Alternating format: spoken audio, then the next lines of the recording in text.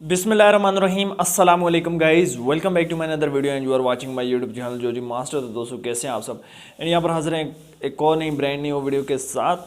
और जैसे कि दोस्तों आपको पता है कि इस टाइम पर सैमसंग जो है मार्केट में काफ़ी अच्छा वर्क कर रहा है और सैमसंग की एम सीरीज़ के बहुत सारे डिवाइसेस जो है पाकिस्तानी मार्केट में लॉन्च होंगे।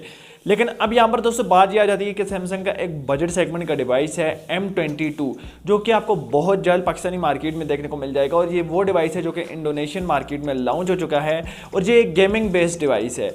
मतलब सैमसंग में आप जो है बजट सेगमेंट के अंदर गेमिंग कर सकेंगे इस डिवाइस के लॉन्च होने के बाद। और इस डिवाइस के फीचर्स भी काफ़ी कमाल के हैं। ये डिवाइस ओवरऑल भी काफ़ी अच्छा डिवाइस है और मिड रेंज के अंदर भी दोस्तों इस डिवाइस की परफॉर्मेंस जो है वो काफ़ी अच्छी है। सो गाइज आज की वीडियो में हम M22 को लेकर बात करेंगे। वीडियो काफ़ी ज़्यादा इंटरेस्टिंग होगी, एंड तक वॉच करना।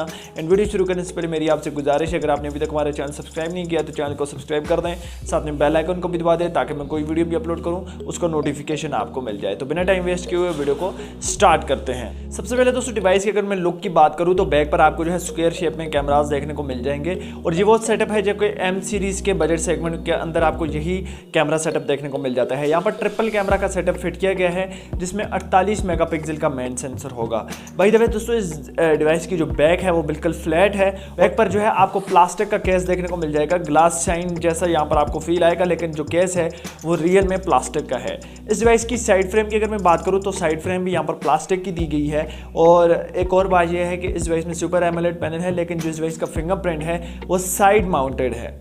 अब फ्रंट की तरफ आ जाते हैं दोस्तों। फ्रंट पर आपको जो है सबसे पहले सुपर एमोलेड पैनल दिया गया है 1080 की पिक्सल रेजोल्यूशन के साथ। एंड फ्रंट पर जो कैमरास दिए गए हैं ड्यूल पंच होल कैमरास आपको देखने को मिल जाएंगे, जिनमें 13 मेगापिक्सल का आपको जो है मेन सेंसर फ्रंट में भी देखने को मिल जाएगा। एक 8 मेगापिक्सल का और एक 13 मेगापिक्सल का मेन सेंसर फ्रंट सेल्फी के लिए।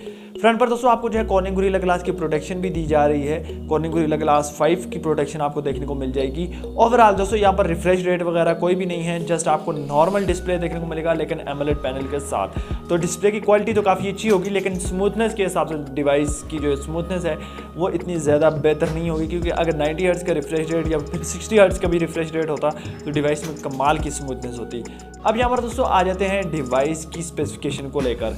तो ये वो डिवाइस होने वाला है जो कि बजट सेगमेंट के अंदर आपको ज़्यादा स्पेसिफिकेशन प्रोवाइड कर रहा है। इस डिवाइस की रिलीज डेट और प्राइस को आखिर में डिस्कस करेंगे। सबसे पहले मेन हाईलाइटेड फीचर्स को लेकर बात कर लेते हैं। तो out of the box Android 11 के साथ आपको देखने को मिल जाएगा। गेमिंग डिवाइस है, यहाँ पर गेमिंग के लिए MTK का G80 दिया गया है, जो कि GPU की अगर मैं बात करूँ तो माली G52 का GPU दिया गया है। इसके साथ अगर प्रोसेसर स्पीड की हम बात करें तो G80 यहाँ पर आपको जो है 2.0 GHz ऑक्टा कोर की प्रोसेसर स्पीड आपको प्रोवाइड करेगा।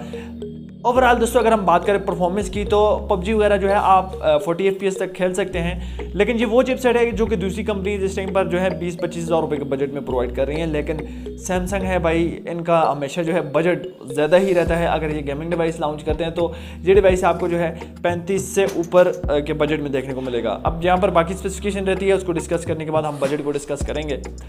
4GB रैम है, 128GB मेमोरी यहाँ पर आपको देखने को मिल जाती है। 48 मेगापिक्सल का बैक कैमरा है, मेन सेंसर जिसमें आपको दिया गया है। फ्रंट पर ड्यूल पंच होल कैमरा है, एक 13 मेगापिक्सल का मेन सेंसर है फ्रंट पर। और ओवरऑल फ्रंट पर जो दूसरा सेंसर है वो आपको 8 मेगापिक्सल का देखने को मिल जाएगा। डिवाइस की बैक भी प्लास्टिक की है, साइड फ्रेम भी प्लास्टिक की है। फ्रंट पर कॉर्निंग गोरिल्ला ग्लास 5 की प्रोटेक्शन है। 5000 mAh की बिगर बैटरी है और 18 वोल्ट का फास्ट चार्जिंग है। ये तो आगे इस डिवाइस की स्पेसिफिकेशन। अगर हम प्राइस को लेकर बात करें तो ये डिवाइस 36,000 रुपये के बजट में आपको पाकिस्तानी मार्केट में देखने को मिल जाएगा।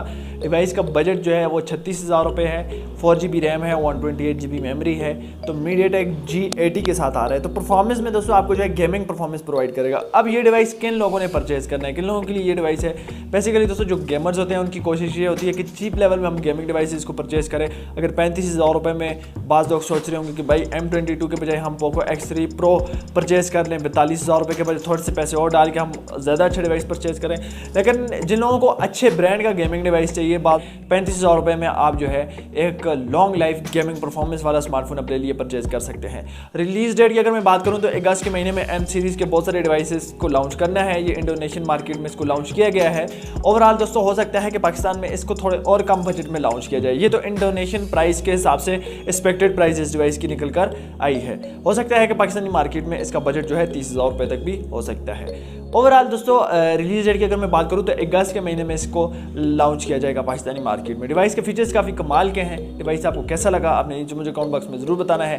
होप कि अच्छी वीडियो आपको पसंद आई होगी। मिलते हैं नेक्स्ट वीडियो में, अपना ख्याल रखिएगा। तब तक के लिए अल्लाह हाफिज़।